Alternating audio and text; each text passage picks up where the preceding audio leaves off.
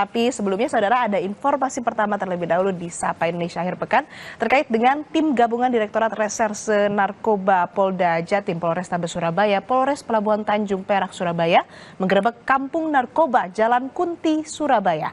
Dalam operasi penggerebekan, 25 tersangka ditangkap.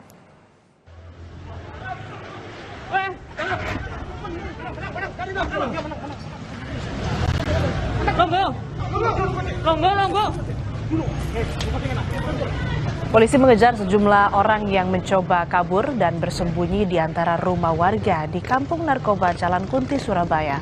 Dari operasi penggerebekan kampung narkoba ini, polisi berhasil menyita 57 paket narkoba jenis sabu siap edar, alat isap, serta menangkap 2 orang bandar dan 23 pengguna narkoba.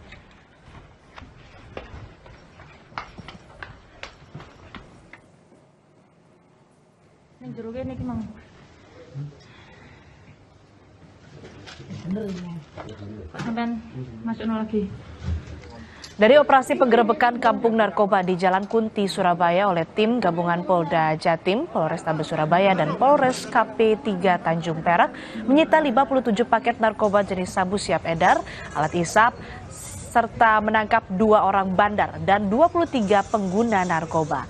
Seluruh tersangka yang ditangkap dibawa ke Mapolda Jawa Timur guna menjalani penyelidikan lebih lanjut.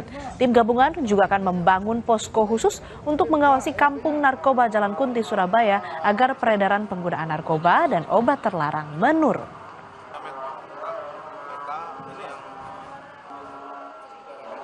Dari 25 orang tersebut, ada 2 orang selaku bandar kecil dengan menjual paket sabu kepada masyarakat.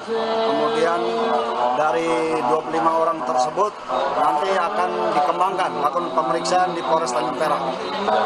Ada 57 poket dan itu masih didalami. Ya. Ada 2 tersangka yang tadi saya sampaikan sebagai penjual untuk paket-paket kecil. Ya. Ya, untuk Gasprin sendiri yang terindikasi positif berapa? Dari berapa? Dari 25 yang terindikasi 17.